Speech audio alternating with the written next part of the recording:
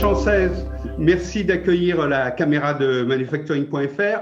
Vous êtes donc le nouveau président de l'Alliance Industrie du Futur, mais qui est Frédéric Sanchez?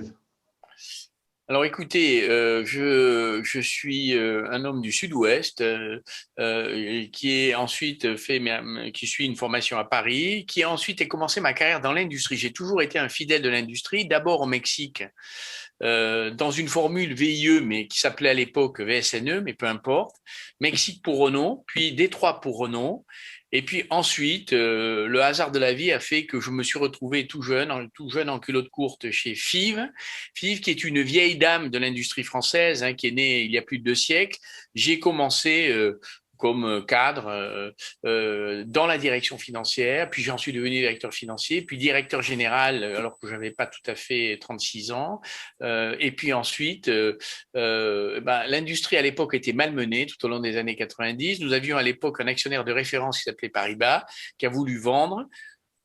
Pas grand monde ne s'est intéressé à Fives. L'entreprise était en difficulté et avec un groupe de managers et des fonds de private equity, on l'a repris. Et puis de fil en aiguille, j'en suis devenu le premier actionnaire. Mais entre-temps, on a vécu notre propre révolution. On s'est totalement transformé. Et quand on est vendu par Paribas, on fait un peu moins de 300 millions d'euros de chiffre d'affaires. Aujourd'hui, on est un groupe qui réalisons plus de 2 milliards d'euros de chiffre d'affaires. Donc, on a beaucoup cru. Et on a beaucoup cru à partir de 2 leviers. Le levier de l'innovation et le levier de l'internationalisation. Voilà. Alors, par ailleurs, j'ai une autre casquette, je préside MEDEF International et je viens d'être nommé président de l'AIF, où je succède à Bruno. Alors, il faut que vous sachiez, et puis j'arrête là parce que sinon, vous ne pourrez pas me poser une seule question. Il faut que vous sachiez que, en fait, l'AIF, j'en ai été le coprésident d'honneur avec Bernard Charlès de Dassault Systèmes. Pourquoi? Parce que, en fait, nous avons créé chez Fives dans les années en 2005-2006 un observatoire des usines du futur, que notre signature à l'époque, c'était concevoir aujourd'hui les usines de demain. Que les révolutions industrielles qui avaient traversé Fives nous rendaient tout à fait légitimes pour réfléchir à ces nouvelles évolutions, à cette nouvelle révolution industrielle qu'on voyait poindre.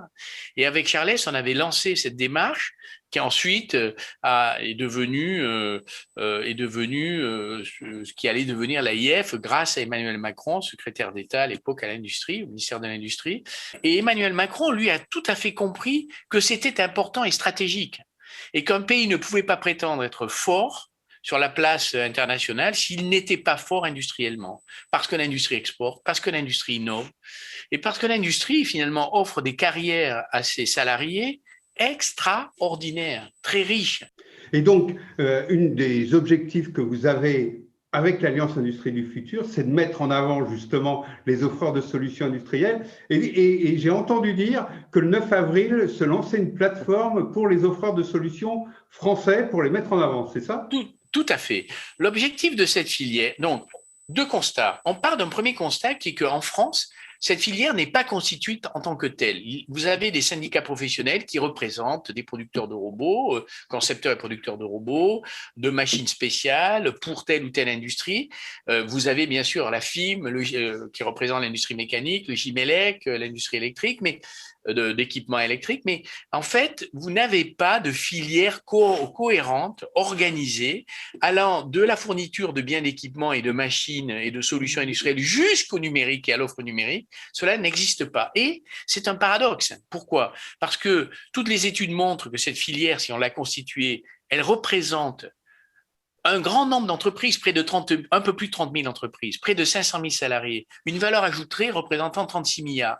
C'est-à-dire que dans l'industrie manufacturière, cette filière, c'est la 3e plus importante en poids, dans la valeur ajoutée. Et que la constitution d'une filière cohérente, permettant de décloisonner les différents offreurs de solutions et permettant de mieux identifier tous ces offreurs de solutions un peu partout en France, eh bien, ça devrait permettre une croissance significative de son chiffre d'affaires.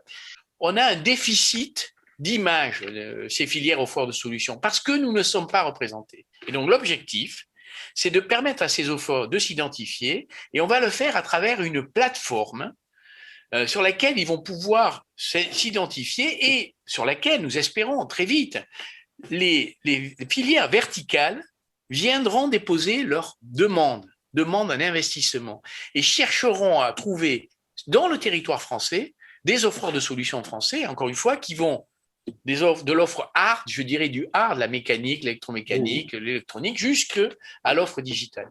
Et moi, c'est carrément même une plateforme de mise en relation entre les offreurs et les industriels. Tout à fait. Notre objectif en créant cette filière, c'est de décloisonner les mondes. Le monde des offreurs de solutions, qui recouvre toute la palette de l'offre jusqu'au logiciel, mais aussi les grands et les petits, les clients et les fournisseurs, et les nouveaux business models qu'apporte la French Tech et qu'il nous faut associer à la démarche. Voilà. Eh bien, monsieur Frédéric Sanchez, je vous remercie beaucoup et à très bientôt. À très bientôt. Je serai ravi de continuer à parler de notre aventure et de sa progression.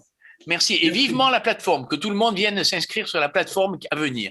Le 9 avril. Le 9 avril. Merci beaucoup.